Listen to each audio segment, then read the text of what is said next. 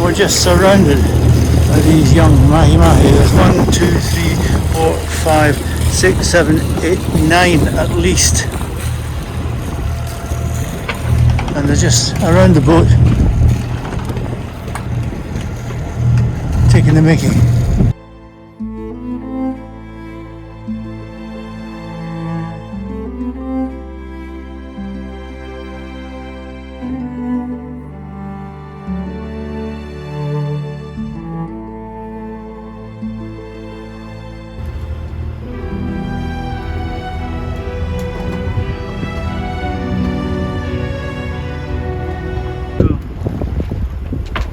Fair share of visitors today between mahi-mahi and various solos, and I was just turning around to walk down the deck to check the fishing lines which are still out, and I nearly walked into this guy having a rest. Sandra and I were sitting on the trampoline enjoying a cocktail, and this guy arrived at some stage, I'm not sure when. He's obviously a bit tired. I guess somebody else thinks it's not so bad for a rest. I'm not sure he's chosen the best spot. After quite a long time motoring, the wind is set in reasonably, I say reasonably 5 knots or so. It was 8, it's always the way. As soon as you stop the motor, the wind disappears again. But it's in a nice direction, a reasonable direction, and there's still no sea, so we're able to continue at a couple of knots, not much. Hi everybody, today's Tuesday the 23rd of April. We actually left Montego Bay yesterday, the 22nd of April, early morning, no not early, 11 o'clock in the morning, and we had a fabulous sail. We had full moon sail last night on my shift. A couple of cargo ships passed in. Today, beautiful day, sun up. But this morning I said, I was howling out to the ocean. I said, we want to catch some fresh fish, please. Just one fish. Nothing happened. And then I went for my nap. Captain John was on shift, and then I heard this howling, Sandra, and guess what? We'll show you what happened. But before that, I decided we're going to have hamburgers and chips tonight with some salad. For it is fish and chips and fresh out of the ocean. It's going to go from the ocean into the frying pan, guys. Awesome. And now we're just chilling, but on the Caribbean Ocean, just after 5 in the evening, we're just sort of getting into cocktail hour, correct, Captain? Yep. Well, we thought our little friend had flown away. In fact, he was just looking for a better position to spend the night. Slightly alarmed with his butt is hanging over.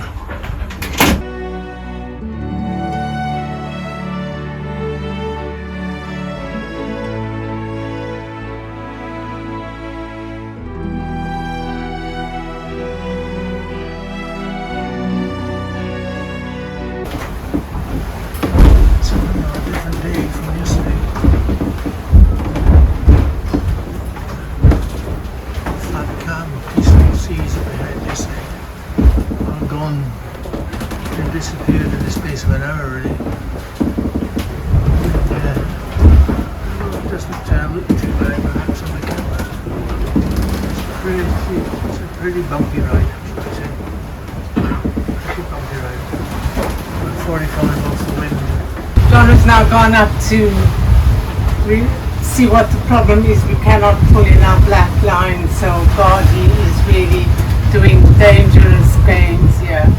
But the way I know him, it's what he has to do, he has got to do it. Waves are really crazy, and he's up there rocking on the border of the solar panels, trying to get one of the black reefs unknotted. Got such severe weather at the moment, and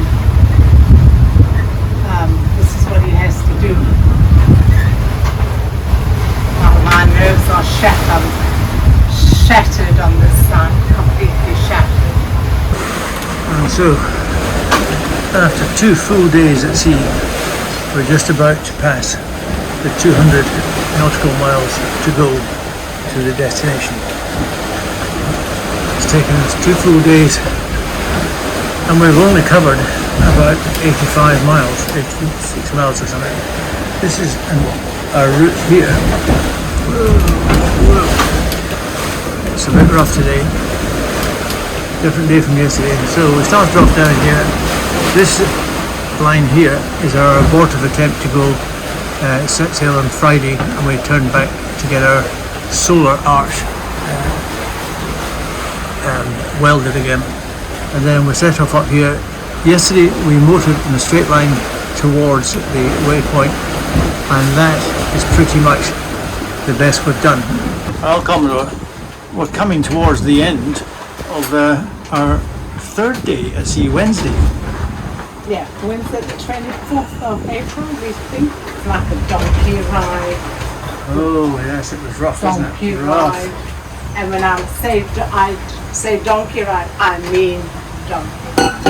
Yes. Yesterday, after our very slow, low, flat, calm sea, it was unbelievable that it changed overnight. And then suddenly back here, an hour ago, more than that perhaps, the wind suddenly went round, and we're rocking. We were heading directly towards Cuba, and now we're heading straight up the channel between Cuba and Haiti.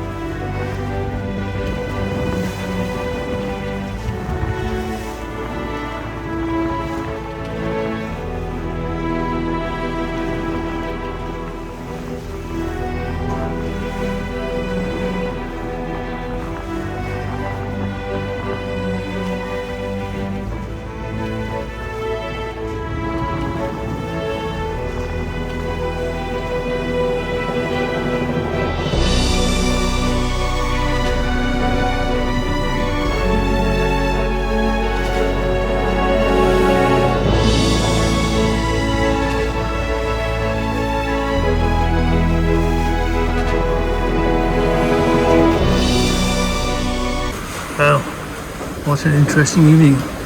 We're just passing Guantanamo Bay here, and this is the edge of the area. I've just turned away from it a little bit because they've asked me to do so. We were going awfully close to this top left-hand corner up here, but we were missing it, and I was being careful to make sure that we did miss it. And the guy said to me, he said, you must turn away, you're too close to our restricted area. And I said, no sir, you have a restricted area, not a restricted area plus a margin. I am staying out of your restricted area, and I will continue to do so, just passing on by. And he went, okay Captain. Good morning guys. Once again we have a bit of a change of weather, about 25 plus knots. So as a result I've just put the 3rd reef in. Normally at this stage I would have put 2 reefs in the main, and I would put a 3rd one in the Genoa. But as you can see we've got the whole Jenny up at the moment. I put the 3rd reef in the mainsail. And actually the yacht is sailing much better with the 3rd reef in the mainsail. Still doing 6.5 knots at 50 to the wind, 50 off the wind. But she's not burying her nose into these waves the way she was previously. Just 2 reefs in.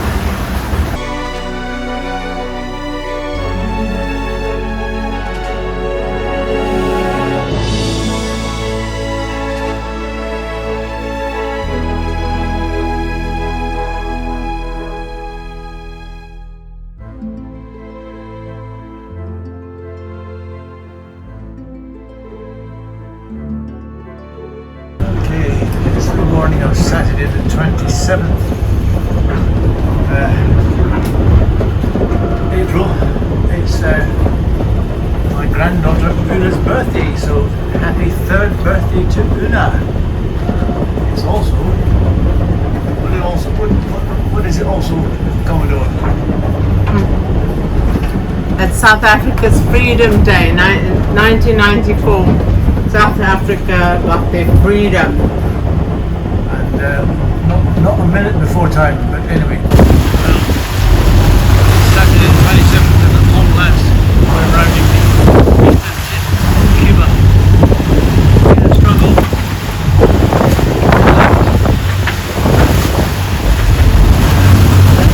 Jamaica on Monday. Apart from a very quiet day on Tuesday with no wind. It's been pretty brutal apart from that. Some nice sailing.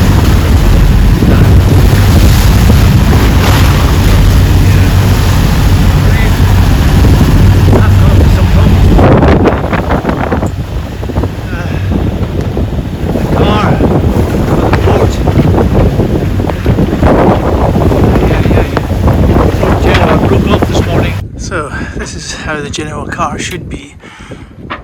It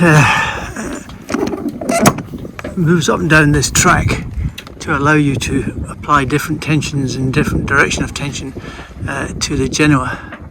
Unfortunately, the port one broke off. So this is the port one that broke off.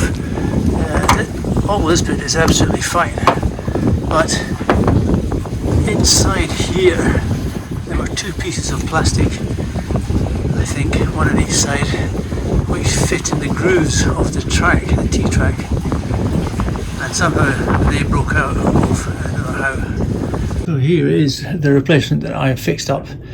On the way across the Indian Ocean, this was one of the blocks at the back of the boom on the main sheets, which we stretched. Those of you that remember, we stretched and couldn't fit a new shackle to. So I kept that as a backup, and I rigged it up using this piece of rope to the centre cleat, which worked out fine, because without it we wouldn't sail on this harbour tack. The original one had damaged the deck quite badly. All these scuff marks are in the few minutes it was thrashing around. There's a big chunk of gel coat out there, and there's a smaller chunk over there, and some other chunks somewhere. All that was done very quickly when the thing broke off. The car broke off, and as a result, we had to go about quite quickly back onto the port tack, so that we're using the other traveller, the other car on the other side. And that precluded us sailing initially on this starboard tack until I fitted this. But we noted that it was starting to damage the deck where it was bouncing up and down on a bit. And Sandra had the bright idea to use this padding, this foam that came with our new MPPTs actually.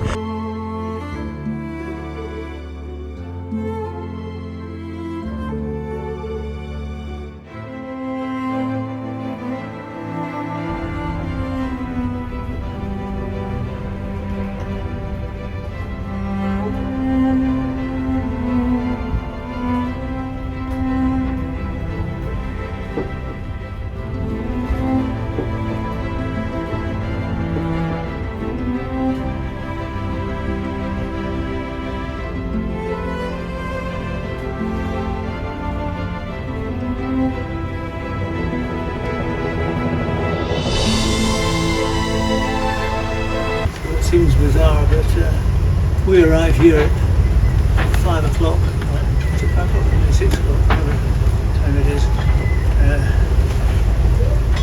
on a Sunday afternoon, and the ferry's arriving.